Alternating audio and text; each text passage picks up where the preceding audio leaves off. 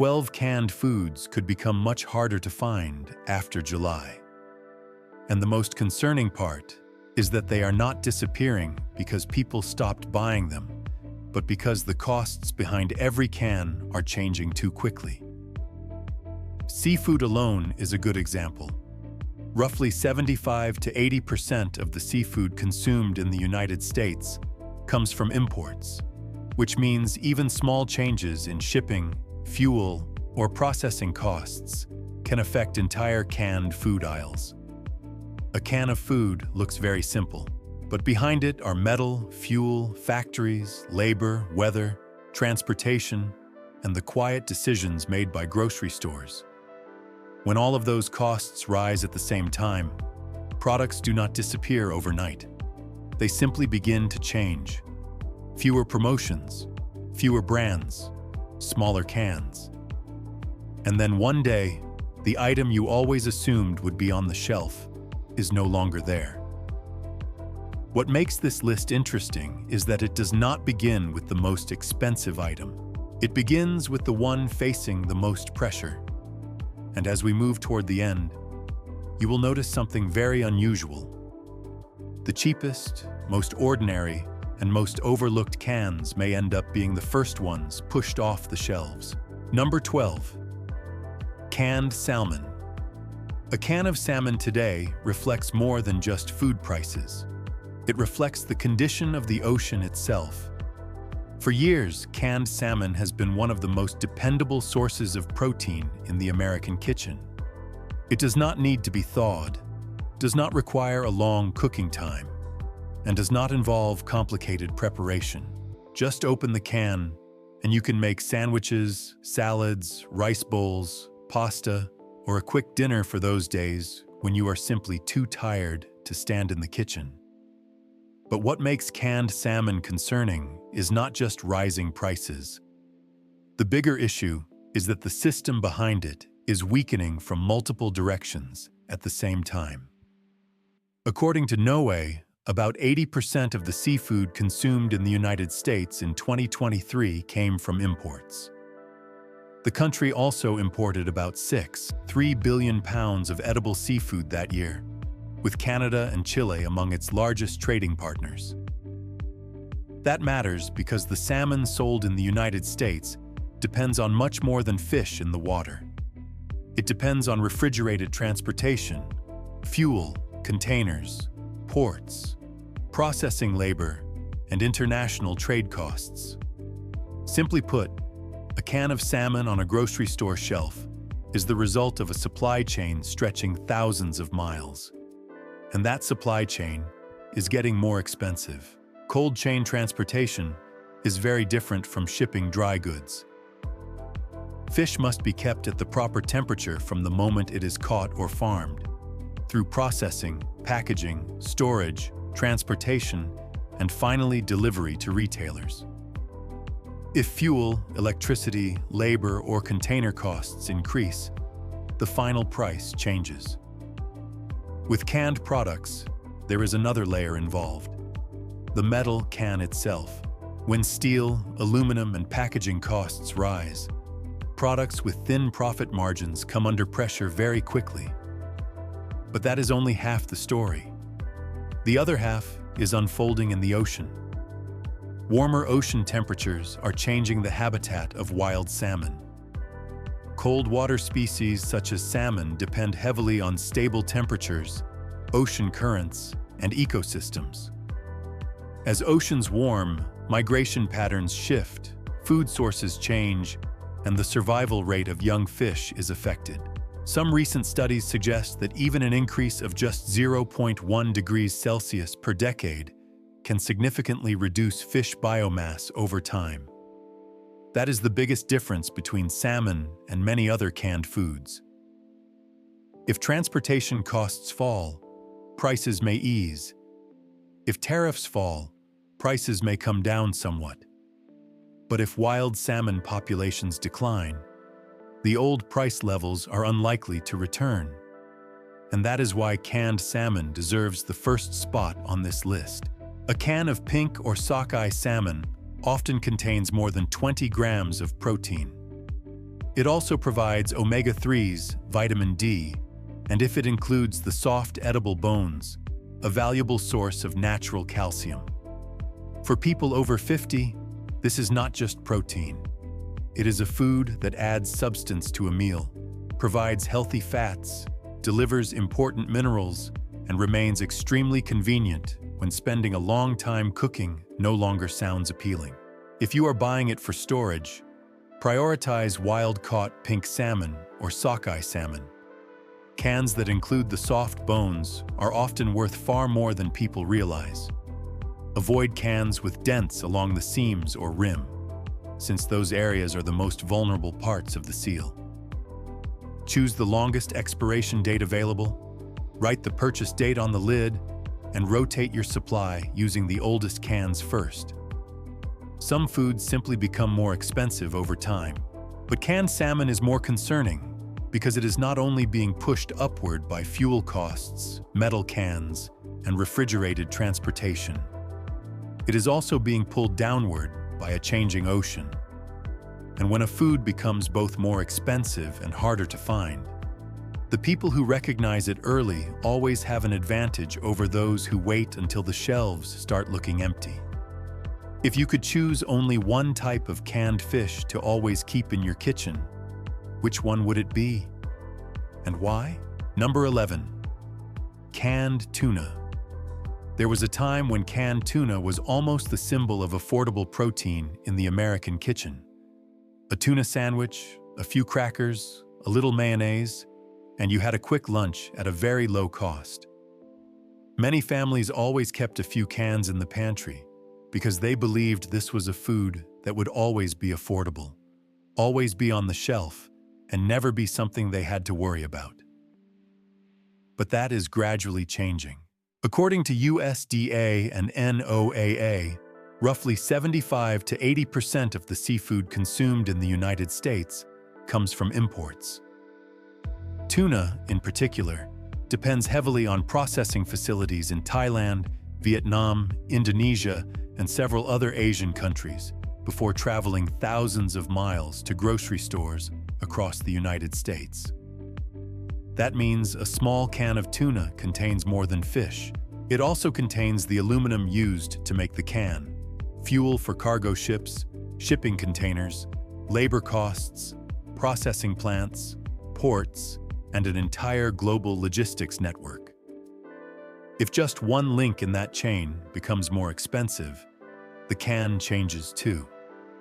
That is why many shoppers have started noticing fewer promotions, multi-can packs that are no longer the bargain they once were, and some brands quietly reducing package sizes or adjusting prices. This is not the kind of change that happens overnight. It happens very slowly, until one day you are standing in front of the shelf and realize the familiar price is gone. So after July, the concern may not be that tuna disappears completely, but that the variety you usually buy is no longer available at the same price, in the same size, or under the familiar brand you have always trusted. What makes this unfortunate is that tuna remains one of the most convenient and nutritious foods available. A can of tuna packed in water typically provides more than 20 grams of high-quality protein while remaining very low in fat. It also contains selenium, vitamin B12, and niacin, nutrients that are especially important for older adults. No cooking is required, no freezer space is needed, and within minutes it can be mixed into salads, pasta, rice, or sandwiches. For long-term storage, choose water-packed tuna in metal cans rather than soft pouches. Cans are generally more stable, easier to stack, and often have a shelf life of 3 to 5 years when stored in a cool, dry place away from direct light. One small habit that also helps is writing the purchase date on the lid and always using the oldest cans first. Some foods become more expensive because of inflation, but canned tuna is facing pressure from the ocean, the factories, the cargo ships, and even the metal that makes up the can itself. And when the entire supply chain becomes more expensive at the same time, the familiar price many of us once took for granted may never fully return. Number 10. Canned sardines. There is something interesting about American grocery stores. A lot of people walk right past the sardine section without even slowing down. They pick tuna, salmon, or frozen shrimp, while the small cans sitting quietly on the lower shelves barely get noticed.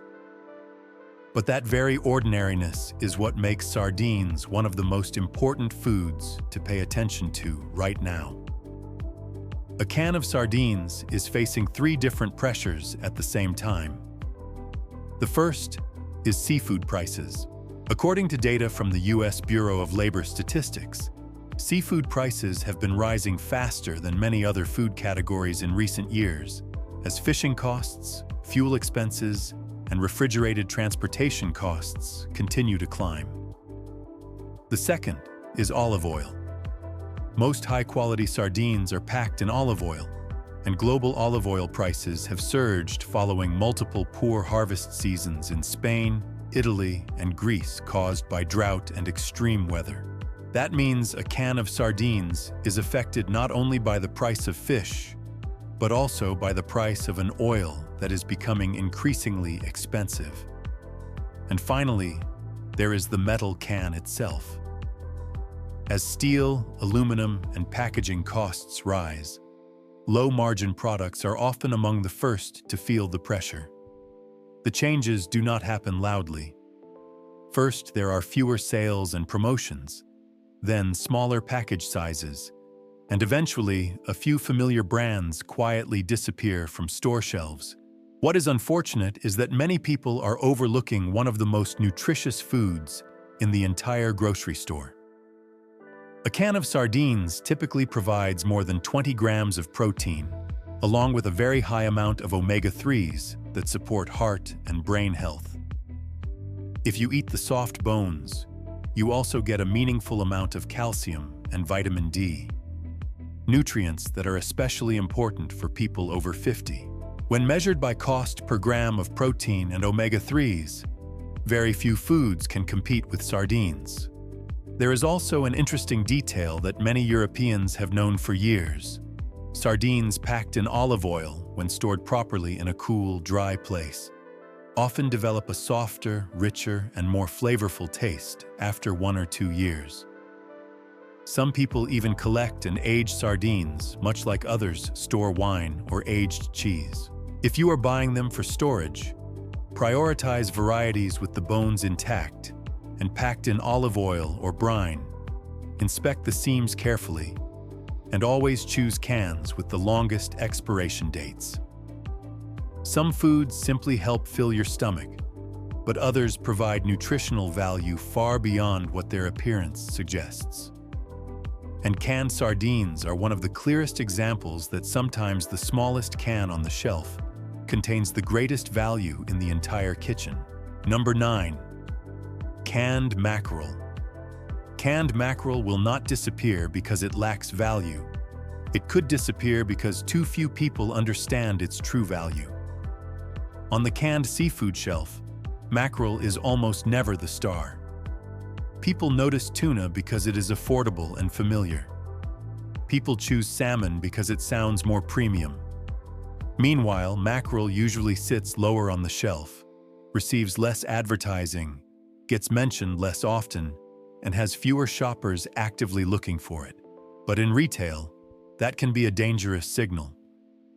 Grocery stores do not remove their best-selling products first. They remove the products that fewer people ask for, that move more slowly, and that generate lower profit per inch of shelf space. When shipping costs, storage costs, metal packaging costs, and seafood costs all rise at the same time, products like canned mackerel can be among the first to see fewer options available. The change usually does not begin with an empty shelf. It starts with small signs. Fewer brands, fewer promotions, smaller cans, or the variety you used to buy suddenly no longer appearing at your regular grocery store. What is unfortunate is that inside that overlooked can is a remarkably powerful source of nutrition. A serving of canned mackerel typically provides more than 20 grams of protein, along with high levels of omega-3s, vitamin D, vitamin B12, and selenium.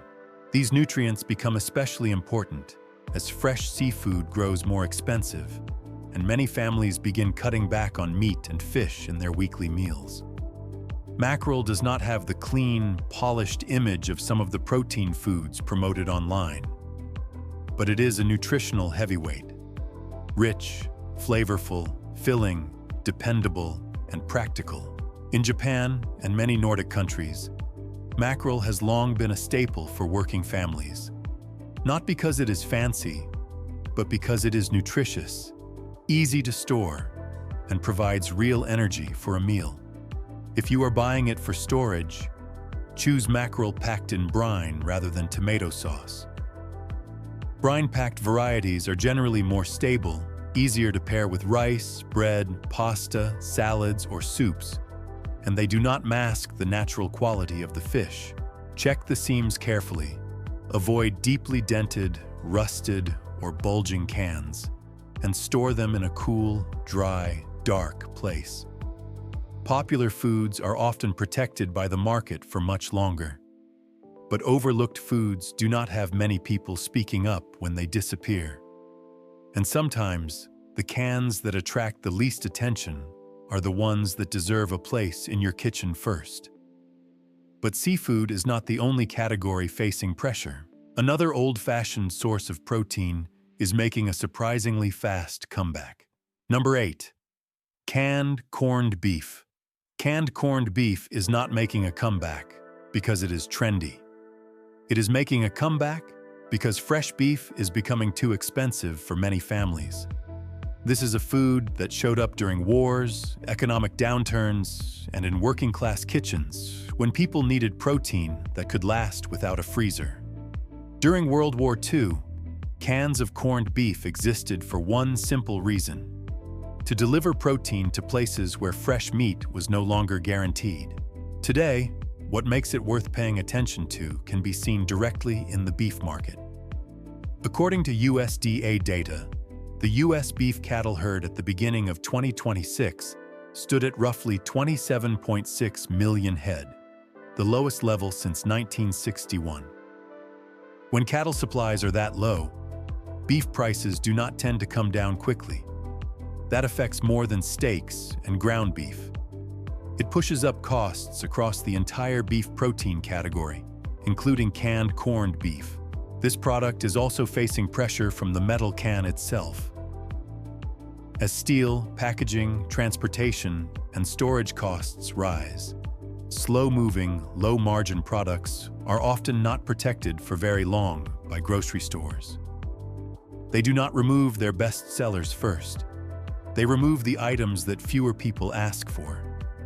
But inside a can that many people view as old-fashioned is some very practical value.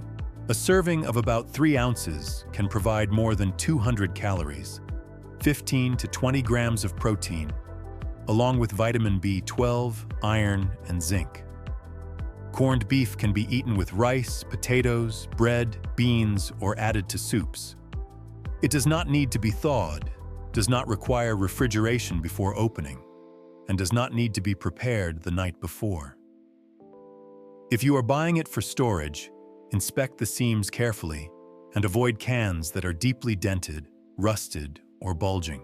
Choose the longest expiration date available and store them in a cool, dry, dark place.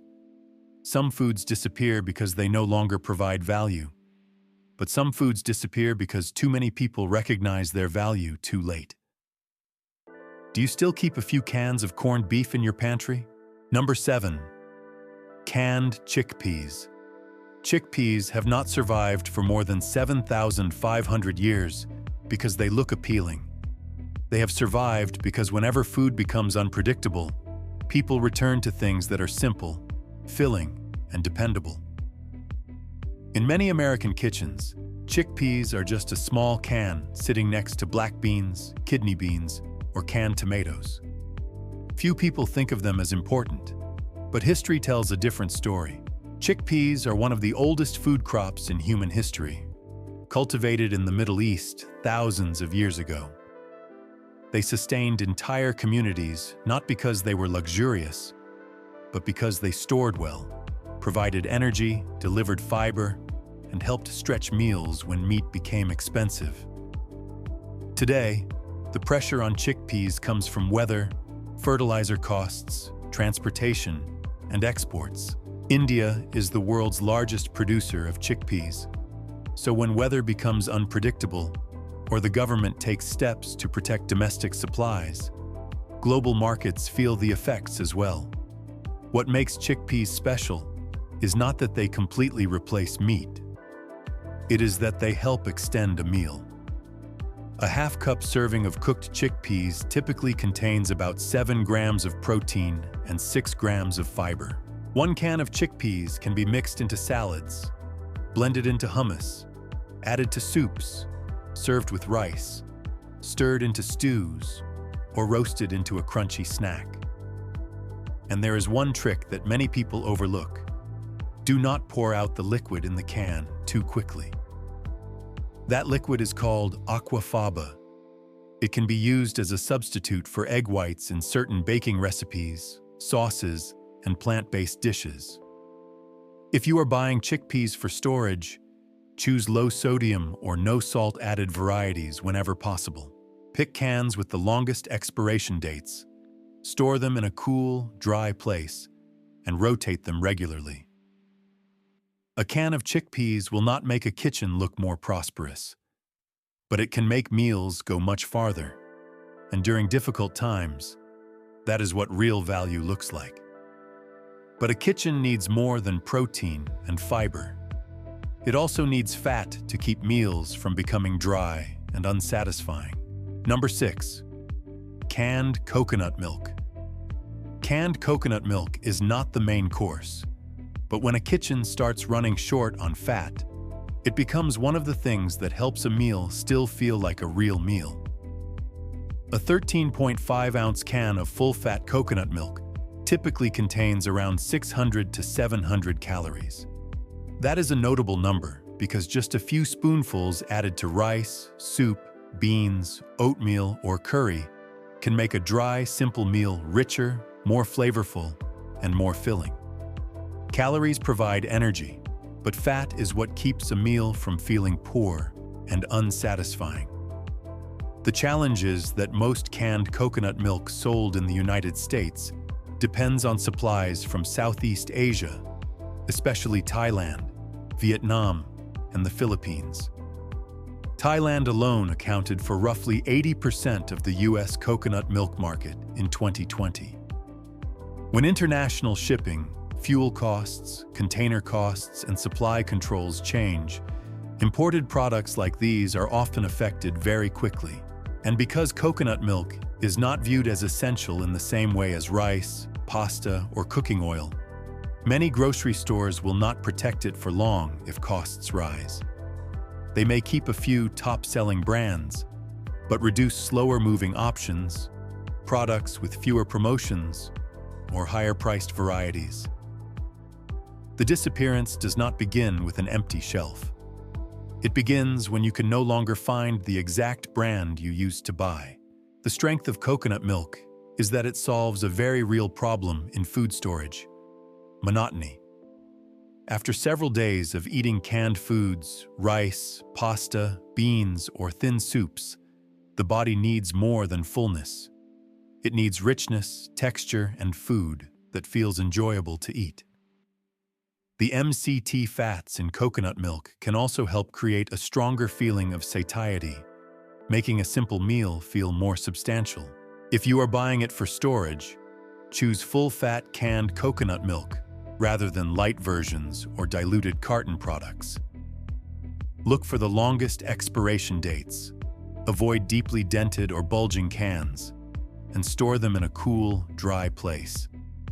A kitchen without enough fat quickly becomes repetitive, and sometimes a single small can of coconut milk is what helps people still want to sit down and eat together. Number 5.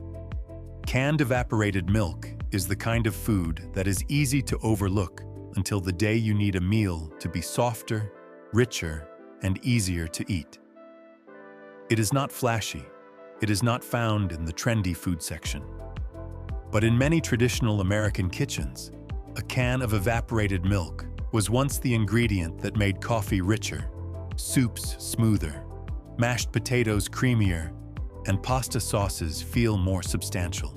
The biggest difference is that evaporated milk is not sweetened condensed milk.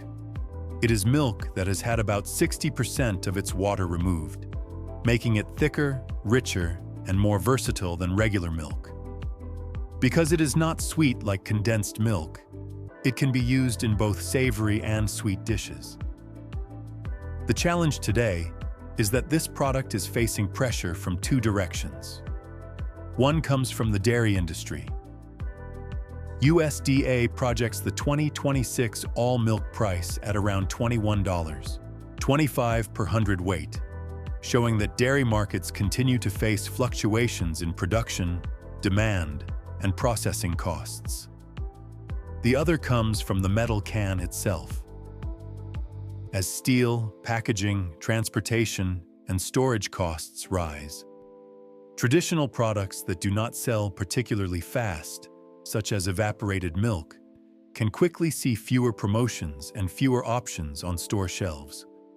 But its real value lies in its versatility. One small can make coffee less watery, turn canned soup into something that feels more like a real meal, make mashed potatoes smoother, enrich pasta sauce, or add body to a stew that might otherwise feel dry and bland. For older adults, that matters. Some days the problem is not a lack of food. The problem is that the food is too dry, too tough, or simply too difficult to eat. If you are buying it for storage, choose full-fat, unsweetened varieties. Look for the longest expiration dates and rotate your supply regularly. Once opened, any leftovers should be transferred to a sealed container and refrigerated. Some small ingredients do not make an entire meal, but they help keep other ingredients flavorful, soft, and enjoyable to eat.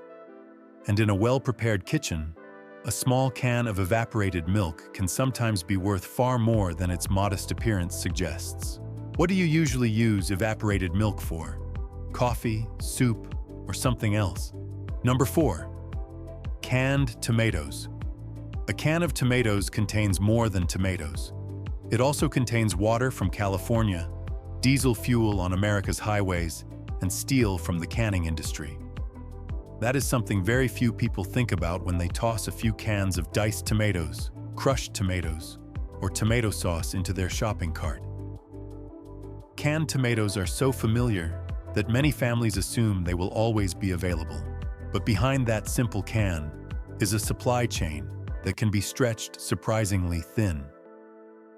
California produces the vast majority of America's processing tomatoes, accounting for more than 90% of the nation's output. When drought conditions persist, the costs of irrigation water, labor, and energy all increase, pushing up production costs. After harvest, the tomatoes must be transported quickly by truck to processing facilities, cooked, canned, stored, and then shipped through distribution networks. That means higher diesel prices do not just affect trucking companies. They directly affect the price of every can of tomatoes sitting on the shelf. Then there is the steel can itself. As metal and packaging costs rise, low-margin products such as canned tomatoes often lose promotions first, followed by smaller package sizes, thinner recipes, or fewer options available to shoppers. What is important is that canned tomatoes remain one of the most valuable pantry staples you can keep on hand. The lycopene in cooked tomatoes is often easier for the body to absorb, and a single can become the foundation for soups, chili, pasta dishes, stews, or sauces within minutes. If you want to store tomatoes more efficiently, tomato paste is often the better value than diced tomatoes. One small can is more concentrated, takes up less space, and can be diluted into multiple batches of sauce when needed. A can of tomatoes looks very ordinary, but to reach your kitchen, It has to pass through water supplies, fuel, steel, and thousands of miles of logistics. Do you usually stock more crushed tomatoes, diced tomatoes, or tomato paste? Number 3. Canned soup. Canned soup is not just for days when food is running low. It is for days when you still have food, but no longer have the energy to cook. That is why it matters more than many people realize. After a long day at work, after a storm, after the power has just been restored, or during days when your body feels worn out, a hot bowl of soup can be the easiest meal to put on the table. No thawing required, no chopping vegetables, no sink full of pots and pans. Just open the can, heat it up, and eat. But this category that seems like it will always be available is actually very vulnerable when costs rise. Soup aisles typically carry a huge variety of flavors, sizes, and brands. In retail, reducing SKUs is one of the first ways stores cut costs and maximize shelf space. They do not eliminate the soup aisle overnight. They simply remove a few slower-selling flavors, reduce promotions, switch to smaller cans, or change recipes. And customers usually do not notice until their favorite soup is no longer there. A can of lentil soup, bean soup, or chicken soup can provide roughly 10 to 15 grams of protein, along with fiber or broth that makes a meal feel more satisfying. For older adults, the value of soup is not just calories. It is softness, warmth, ease of swallowing, less cleanup, and less time spent standing in the kitchen. Cream-based soups have their own role as well. They can turn leftover rice, pasta, potatoes, or bread into a meal that feels more complete, especially on days when you do not want to cook from scratch. If you are buying soup for storage, prioritize bean soups, vegetable soups, chicken soups, or full cream varieties in standard-sized cans. Look for the longest expiration dates. Avoid cans that are bulging, deeply dented, or rusted, and rotate your supply regularly. Sometimes convenience is not laziness. It is how a family manages to keep a hot meal on the table during difficult days. If you could keep only one type of soup in your pantry all winter long, which flavor would you choose? Number 2. Canned chicken. Canned chicken does not win on flavor. It wins because you still have protein when the refrigerator, the stove, and your schedule are all working against you. This is not the most eye-catching item on the shelf, but for many American families, especially older adults or households with only 1 or 2 people, it is one of the most convenient sources of protein available. Open the can, mix it into a salad, make a sandwich, add it to soup, pasta, rice, or a stew. A 5-ounce can of chicken typically provides around 20 to 25 grams of protein. That number is worth paying attention to because there is no thawing, no baking, no handling raw meat, and no worrying about wasting an entire package of fresh chicken when you are cooking for only 1 person. But that convenience is becoming more expensive. Canned chicken is affected by more than just the cost of chicken itself. It also carries processing costs, labor costs, transportation costs, storage costs, and the cost of the metal surrounding it. When every layer of expense rises at the same time, a product that was once considered an easy, inexpensive purchase starts losing its price advantage. The changes are usually very quiet. Fewer promotions, smaller cans, low-sodium versions becoming harder to find, or a few familiar brands disappearing from the shelf. Grocery stores will keep the best-selling products, but slower-moving or lower-margin varieties are often the first to be reduced. If you are buying it for storage, choose chicken packed in water, preferably low-sodium varieties, with cans that are not deeply dented, not bulging, and have the longest expiration dates available. Write the purchase date on the lid and rotate your supply regularly. Canned chicken will not make a kitchen look more prosperous. But during a power outage, on an exhausting day, or on a night when you simply do not want to cook, it can keep real protein on the table. And sometimes the foods most worth keeping are not the ones that taste the best. They are the ones that still work when everything else becomes inconvenient. Number 1. Canned refried beans. Canned refried beans are so inexpensive that many people assume they will always be there. But in retail, the cheaper a product is, the harder it becomes to maintain its price when the can surrounding it starts costing more than the profit inside. This is a low-margin food category. It is not protected the way premium products are. It does not create an upscale image for grocery stores, and it rarely gives shoppers a reason to drive to a store specifically to buy it. So when the costs of metal cans, transportation, storage, and labor rise, refried beans are exactly the kind of product that sees fewer promotions, fewer options, or gradual price increases before shoppers even notice. Yet this ordinary-looking food remains the foundation of many budget-friendly meals. A half-cup serving of refried beans typically provides about 6 to 8 grams of protein, 5 to 7 grams of fiber, along with iron and folate. It can be eaten with rice, tortillas, eggs, potatoes, chili, soup, or used as the base layer in a burrito. A single can can make a low-meat meal feel much more filling. For older adults, that matters. Many convenient meals today contain plenty of fast-digesting carbohydrates but very little fiber. Refried beans help make meals softer, easier to eat, and more satisfying without costing much money. If you are buying them for storage, choose low-sodium or no-salt-added varieties whenever possible. Look for the longest expiration dates. Avoid cans that are bulging, rusted, or dented along the seams. And most importantly, only store varieties your family actually eats. The best food is not the food that sits untouched in the pantry. It is the food that gets rotated and used regularly. Canned refried beans are not glamorous, but they are affordable, filling, versatile, and practical. The strongest kitchens are not built with expensive foods. They are built with ordinary cans that everyone assumes will always be on the shelf, until the day they come back and realize they are no longer there.